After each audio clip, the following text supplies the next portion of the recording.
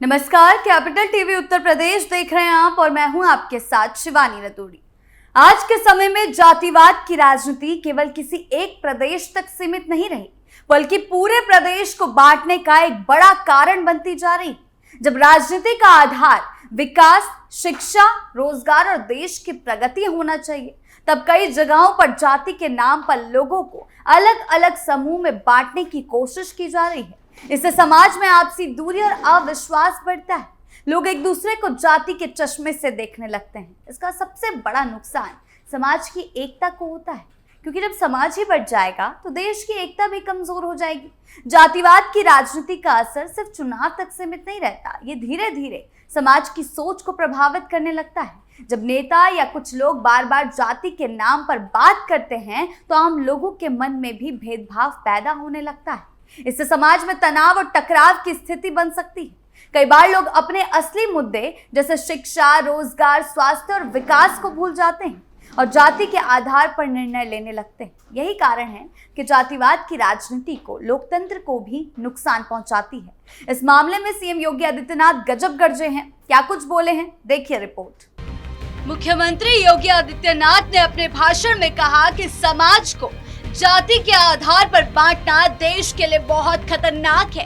उनका कहना है कि जो लोग समाज में कुछ अच्छा काम नहीं करना चाहते, वही लोग जातिवाद की राजनीति करते हैं। ऐसे लोग समाज की एकता को तोड़ने का काम करते हैं। जब समाज जातियों में बढ़ जाता है तो लोगों के बीच आपसी विश्वास कम होता है। इससे कमजोर करता है समाज को, देश की ताकत भी घटने लगती है। उनका कहना है कि इतिहास में भी जब समाज आपस में बढ़ गया था, तब देश को कमजोर हुआ था और बाहरी शक्तियों ने इसका फायदा उठाया।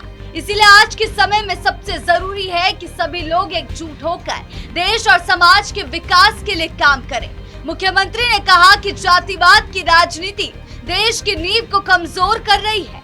उनका मानना है कि जब नेता लोगों को जाति के नाम पर बांटते हैं तो समाज में नफरत और अविश्वास की भावना बढ़ती है। विकास के मुद्दे पीछे रह जाते हैं, समाज आगे नहीं बढ़ पाता।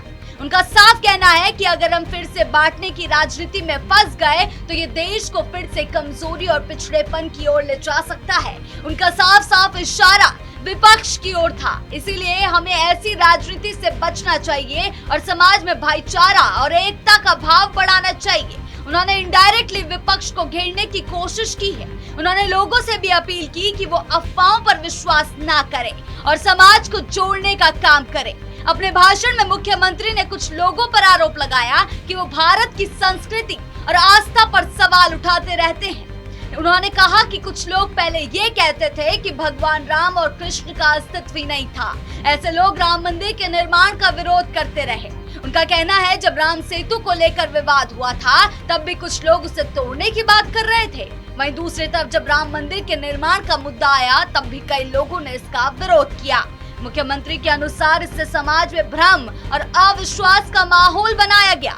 मुख्यमंत्री ने यह भी कहा कि कुछ लोग देश की संवैधानिक संस्थाओं पर सवाल उठाकर लोगों के मन में शंका पैदा करते हैं। उनके अनुसार इससे देश की छवि को नुकसान होता है, भारत को कमजोर दिखाने की कोशिश की जाती है।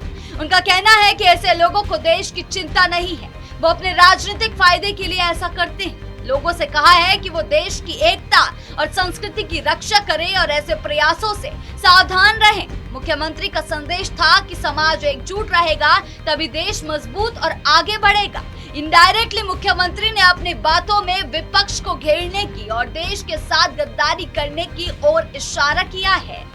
इस पूरे मामले ने ये साफ कर दिया कि आज के समय में देश को आगे बढ़ाने के लिए विकास, शिक्षा, रोजगार और सामाजिक एकता जैसे मुद्दों पर ध्यान देना होगा। जब समाज एकजुट होकर आगे बढ़ेगा तभी भारत मजबूत होगा और विकसित बनेगा। सभी को जातिवाद और बांटने की राजनीति से ऊपर उठना होगा, नहीं तो देश के विकास को इसका नुकसान झेलना पड़ेगा। आपकी इस बारे में क्या राय है, हमें कमेंट सेक्शन में जरूर बताएं। धन्यवाद।